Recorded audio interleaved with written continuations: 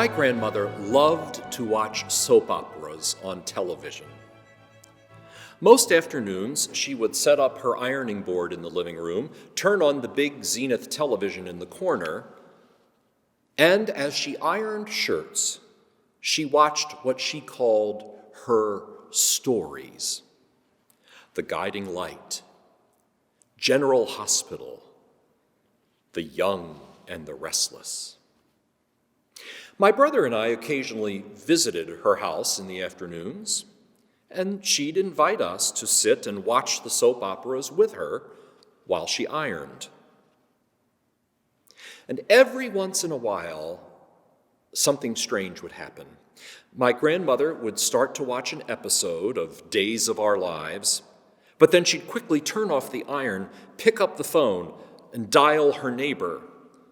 And she'd say with a sense of urgency, "I missed the show yesterday. Tell me what happened."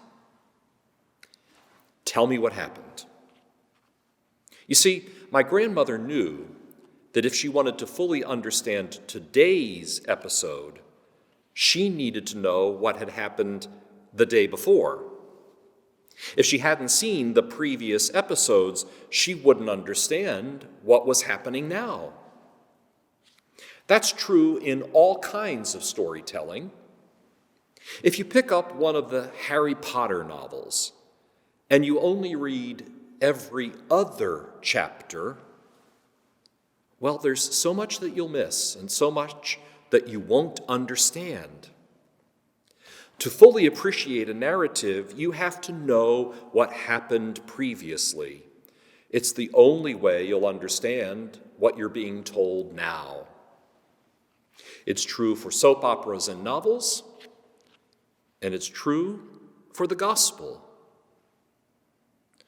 When we read or hear a passage of the gospel at Sunday Mass, it's always important for us to remember what happened in the chapters and verses leading up to this particular passage. What happens in the preceding chapters will enrich our understanding of what we're reading now. Last week, for the first Sunday of Lent, we read a passage from Mark chapter 1. Now, for the second Sunday of Lent, we read from the 9th chapter of Mark. As my grandmother might say, "What did I miss? Tell me what happened between chapter 1 and chapter 9. Well, last week in chapter 1, we heard how Jesus was tempted in the desert, and then how he started to proclaim that the kingdom of God is at hand. In the next few chapters, Jesus demonstrates by word and deed that the kingdom it's happening here and now.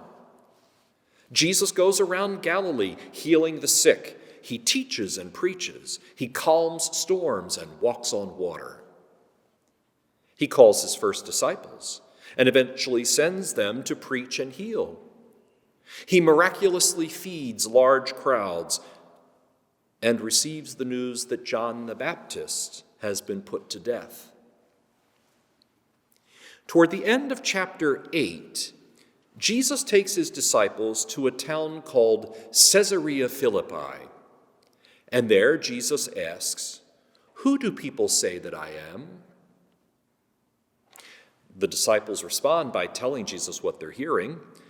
And then Jesus asks the more important question, "Who do you say that I am?" And Peter answers, "You're the Messiah."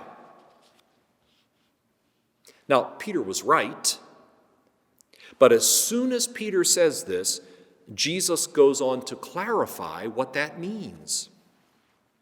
Jesus always loves his disciples enough to tell them the truth. Yes, he is the Messiah, but he is the Messiah who will suffer. He will be arrested, put on trial, and nailed to the wood of the cross. He is the Christ who will be crucified. Understandably, Peter is horrified by such talk. When you love somebody, you don't want them to suffer. So Peter pulls Jesus aside and intends to rebuke him, But Jesus rebukes Peter and says to him, "Get behind me, Satan." And then Jesus speaks to everybody, saying, if you want to follow me, you must pick up your cross. You must lose your life for my sake. That's how you'll find life. Now I know I'm spending lots of time reviewing what happens just before our reading in Mark chapter 9, but this will help us to better appreciate what Mark is trying to tell us on this second Sunday of Lent. So to review, in the verses leading up to this Sunday's gospel passage, Mark does several crucial things. First, he once again reminds us that Jesus is the Messiah. Secondly, Mark tells us that the Messiah is going to reveal the power of God's love, but not in military victories or political programs. The power and beauty of Christ's love is ultimately going to be revealed on the cross in his willingness to sacrifice. And thirdly, in Mark's gospel, Jesus makes it clear that if we want to follow him, we too will have to sacrifice and give of ourselves. Watching him suffer, embracing our suffering, that's going to be hard. How will we get through it?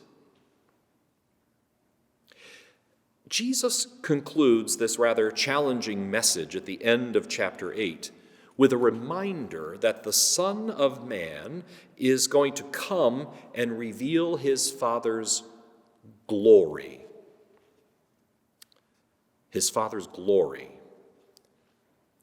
Maybe it's that promise of glory that will help to get Jesus and all of us through our times of sacrifice and suffering. Well, now that we know what has happened up to this point in Mark's gospel, let's take a careful look at this Sunday's passage, which begins in chapter 9 with verse 2. Mark says that Jesus takes Peter, James, and John up a high mountain. Mark doesn't tell us which mountain. Tradition says that it is Mount Tabor, a beautiful mountain that rises above the Galilean plain. You can still visit it today. Jesus goes up the mountain, taking Peter, James, and John with him. When we hear about Jesus going up the mountain, let's recall that the people of the biblical era were very practical in their thinking. They concluded, well, if God lives up there in heaven and we live down here on earth, well then, where's the place on earth where we can get closest to God? Well, it would be on a mountaintop. The top of a mountain is like a meeting place between heaven and earth. It's literally the closest that we can get to God while we're still here on earth. So in the Bible, mountaintops are privileged places of encounter with God. In the Old Testament, there are many times when God invites someone up the mountain. And there, where heaven and earth meet, God's glory is revealed, God's voice is heard, and people are changed. In Exodus and Deuteronomy, the Jewish people remembered the experience they had around Mount Sinai. The people gathered around the base of the mountain. Moses went up the mountain, and later the mountain was engulfed in a cloud. Remember that detail. The top of the mountain engulfed in a cloud while Moses is up there. And in the midst of that cloud, God speaks to Moses and gives a message to all of Israel. And what is that message? Well, we call the message the 10 Commandments. And after Moses has this close encounter with God on the mountaintop, even his physical appearance changes. He becomes almost radiant from basking in God's presence and glory. Hold on to all of that Old Testament background as we read today's passage. Verse 2 mentions that Jesus takes Peter, James, and John up the mountain, apart by themselves. Peter, James, and John were among the first disciples that Jesus called. Now, yes, Jesus loved all of the apostles and all of the disciples and everybody in every crowd that he ever encountered. But on a human level, it seems that Jesus has the same need that we all have.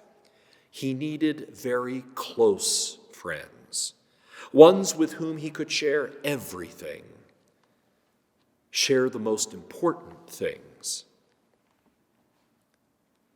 What happens on that mountaintop, that place where God is closest to the people?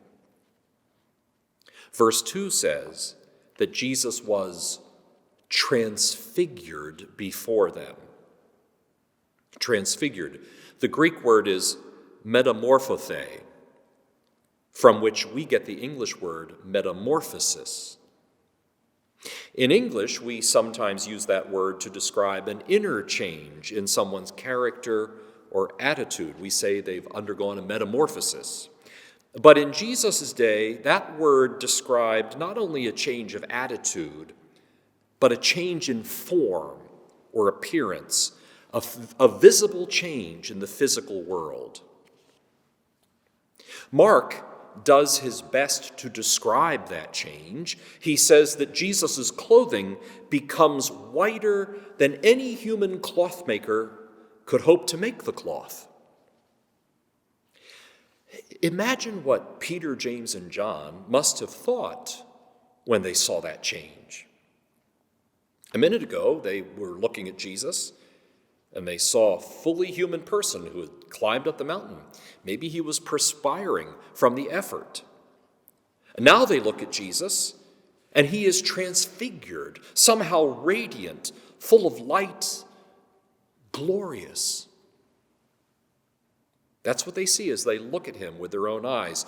And remember that later in the gospel, with those same eyes, they're going to look at Jesus as he hangs on the cross.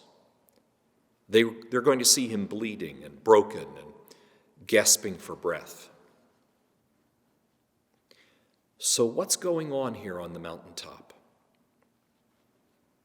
Well, remember what we were told just before they went up the mountain. Jesus told the disciples honestly, I'm going to die, and you have to carry your cross too. And then we heard that promise in chapter 8, verse 38, the promise which said that the Son of Man is coming in his Father's glory. What's going on? Well, Jesus has told his disciples that a day is coming when horrible things will happen. A betrayal, an arrest, sham trials, the crucifixion, death. Jesus is on his way to die, and the disciples are on their way to watch him die. How will they get through this? I think that the transfiguration is an answer to that question. On their way toward his suffering, they are granted a vision of who Jesus really is, a vision of what he will become in the fullness of God's kingdom after the resurrection. They're given a vision of how this story will reach its conclusion, the conclusion that God has planned. The disciples had seen other people die, but they had never encountered someone who was risen from the dead. When Peter heard that Jesus was going to suffer, he couldn't accept such news. But now on this mountaintop, God is showing them something crucial and glorious. Yes, you will see Jesus suffer, but this is what he's going to look like after Easter. Radiant with the love of the Father, filled with the light of life, glorious and blessing all humanity by his triumph over death. Yes, Peter, James, and John, you're going to see him suffer, But in that dark moment, remember the glorious light you see here. This is what Jesus will look like when the tomb can no longer hold him. The Transfiguration is, I think, God's way of showing us that all of our crosses, all of our sacrifices, all of our suffering, well, they're leading us somewhere. They're leading us toward the risen Christ. They're leading us to life. They're leading us to resurrection. Hold on to the vision. The light of that promise will get you through the dark times. For instance, when my own mother was diagnosed with stomach cancer, I think we all knew what was coming. We eventually had to come to grips with the fact that we were going to watch her die.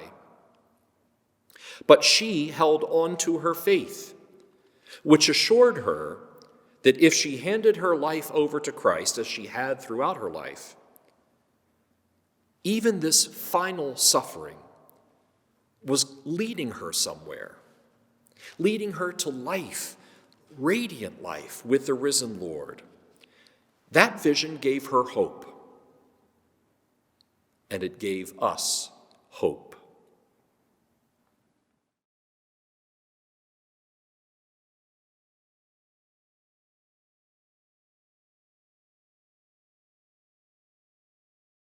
In verse 3, we meet two major Old Testament figures, both of whom had powerful encounters with God on mountaintops back in the Old Testament. Moses and Elijah are often viewed as the two people who summarize how God communicated with Israel and blessed Israel in the past. Moses was the one through whom God gave them the law and the words of the covenant. Elijah represents the prophets who powerfully call the people to be faithful to God, the God who loves them. There were also some hints in the Old Testament that Moses and Elijah would somehow return to earth as a sign that the Messiah was at hand. So here they are. And here's Jesus. Many people look at this encounter between Moses, Elijah, and Jesus, and they see it as a sign that the arrival of Jesus has fulfilled the hopes and dreams of the people of Israel. Now, in verse 5, Peter, who often seems to speak before he thinks, says, "Rabbi," which means teacher, "it is good that we are here." Well, who wouldn't say that? After all, you're surrounded by all this radiant brightness, and the great heroes of the Old Testament are standing right there talking to Jesus. Who wouldn't want to stay here, basking in all of this glow? When Peter says in Mark's Gospel, "Let us make 3 tents, one for you, one for Moses, one for Elijah," perhaps on a very human level, he's just saying, can we stay here? Let's stay here where heaven and earth have met. That may be what he's saying, but when Peter says that he wants to build 3 tents, one for each of them, he may be revealing a lack of understanding. In stating that he's going to build a tent for Jesus and a tent for Moses and a tent for Elijah, notice he's saying he's going to treat all 3 of them equally. They're each going to get a tent. But Jesus is not the same as Moses and Elijah. As great as Moses and Elijah are, Jesus is the Messiah. Mark has already told us that several times. And Peter just said it at Caesarea Philippi. Yet Peter may not fully understand what it means that Jesus is the Son of God or the Messiah. Perhaps Mark recognizes that. Because in verse 6, Mark includes a very human observation.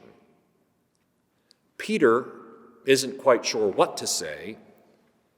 Peter, James, and John are terrified. Or, as another translation puts it, the disciples were confused and frightened. Actually, Mark has already shown us other instances where the disciples of Jesus were either confused or frightened. And we're going to see that again and again in the rest of the gospel. Throughout Mark's gospel, the original followers of Jesus get confused at times. They don't fully understand. They get scared. Frankly, I find that very consoling. If the people who actually saw Jesus with their own eyes get confused and scared, then maybe I'm okay when I get confused or scared. Whatever Peter may have meant with his reference about building a couple of tents, a divine message comes to clarify the situation. In verse 7, the mountaintop is covered by a cloud. Now remember, throughout the Old Testament, clouds on the mountaintop were seen as a sign that God was present up there. Moses had that experience more than once. And now a voice comes from the cloud and says, "This is my beloved Son. Listen to him." If you participated in last week's Bible study, you remember that I mentioned the baptism of Jesus back in Mark chapter 1. When Jesus is baptized, he hears a voice from heaven saying, "You are my beloved Son. With you I'm well pleased." Well, Peter, James, and John hear an almost identical message up there on the mountaintop. But one more thing is added. God the Father says, "Listen to him." Faithful Jewish people tried their best to listen to Moses and Elijah. That is, they tried their best to listen to God's law and the prophets. But now Moses and Elijah are standing there, and the Father's voice says, "This is my beloved Son. Jesus is my beloved Son. Listen to him." The heavenly voice makes it clear we are to listen to Jesus, to his proclamation of the good news, to his revelation of who God is and how God loves us and how God invites us to live. In verse 8, both the glory and the fear seem to abruptly vanish because the frightened, confused disciples look up, and what do they see? Only Jesus. We're going to come back to that detail a little later. In verse 9, the disciples have to do the hardest thing after you've had a powerful spiritual experience. They have to come down from the mountaintop. And we all know how hard that can be.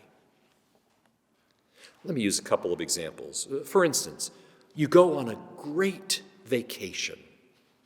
It's wonderful. And then you have to come down the mountain.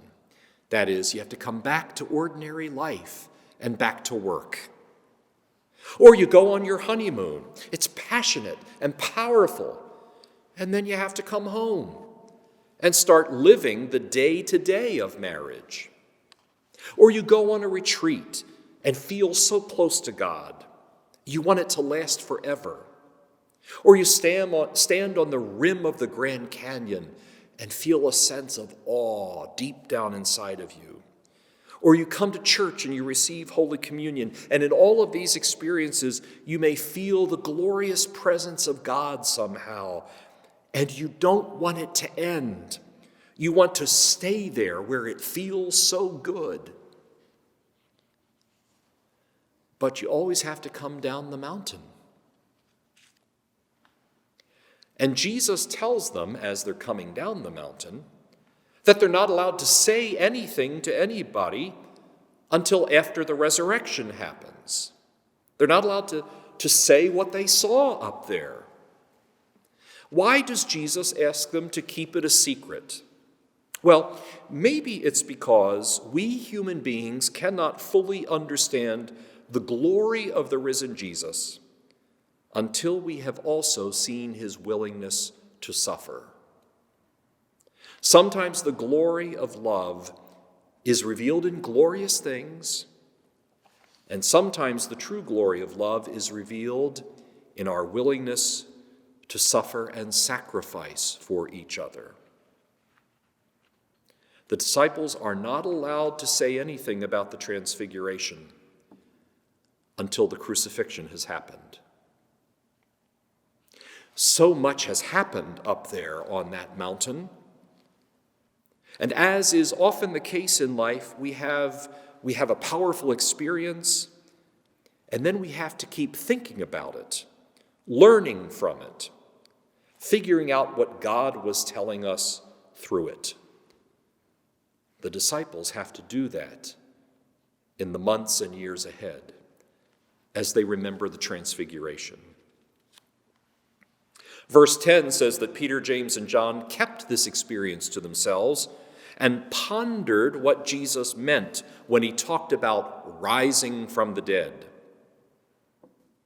They would only understand all of this fully, and they would only tell this story after they had seen him rise, risen and glorious.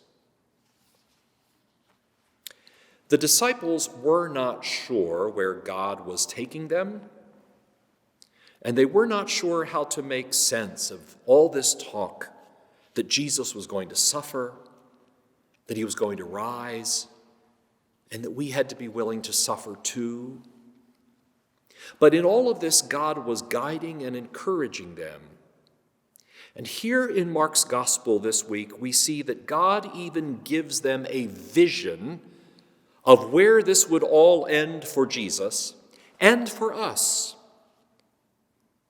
It would end in transfiguration, in the glorious miracle of death giving way to life. Jesus is the way, the truth, and the life. He's the light of the world. He reveals the glory of God's love. God blesses the world through his beloved Son, through whom death is conquered. He is the light in our darkness. He is the voice, and his is the voice that we should listen to.